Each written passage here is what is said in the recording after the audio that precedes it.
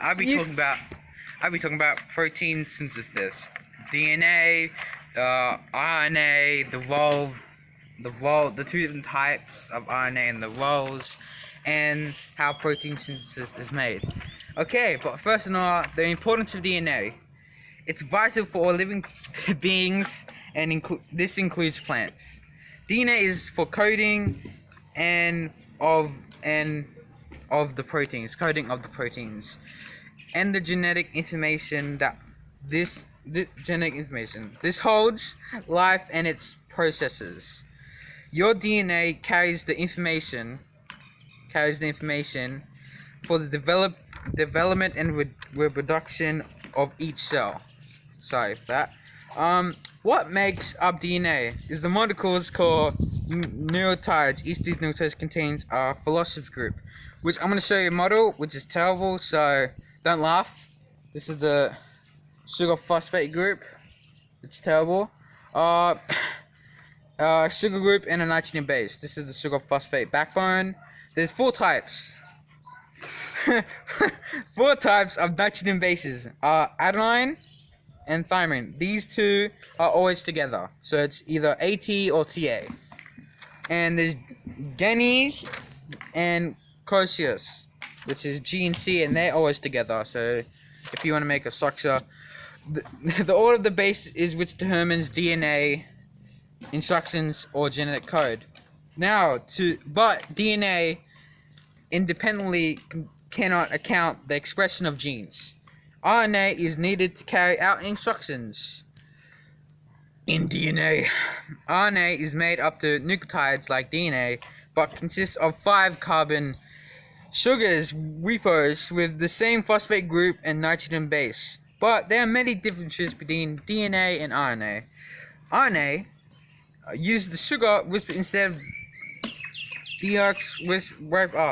I'm sorry for that. RNA is genetically single-stranded instead of double-stranded. This is double. It's like a helix, but it's a cube. We're playing Minecraft. Okay, now we're up to this. It's just one strand, so it's just one of these. Just helix. Search that up if you want to see what it really looks like. These differences help enzymes in the cell to distinguish DNA and RNA. Okay, now we're gonna I'm gonna tell you the 2 different types of RNA. There are mRNA and tRNA.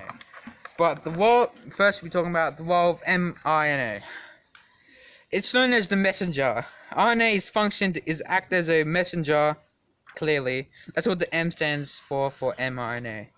So this acts as a messenger between the genetic information in DNA and the amino acid sequence of proteins. mRNA contains codons that are corresponding to the sequence of nucleotides on the template of DNA and direct the formation of amino acids through the action of ribosome and tRNA. tRNA, that's the other type, which I'll be discussing right now.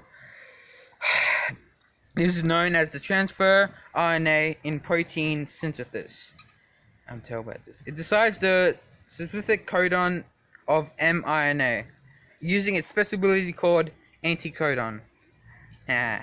But to transfer the specific amino acid to the end of the chain in the ribosome, the many tRNA together build upon the chain of amino acid that cross process, eventually creating a protein for the original mRNA strand. So it's gonna become, there's gonna be 1, now there's gonna be 2 of these. Okay. Okay, now for the final part, the process. Now with the and type RNA out there, we must discuss the 2 different processes, transcript and translation. You can easily tell transcript is better because S becomes before L. Transcript process is the first of several steps of 2 DNA gene expression factory segment of DNA that is copied into RNA. Okay, where am I? By the enzymes. RNA, polymass. Both DNA and RNA are nucleic acids, which are base pairs of nucleotides as explained corresponding languages.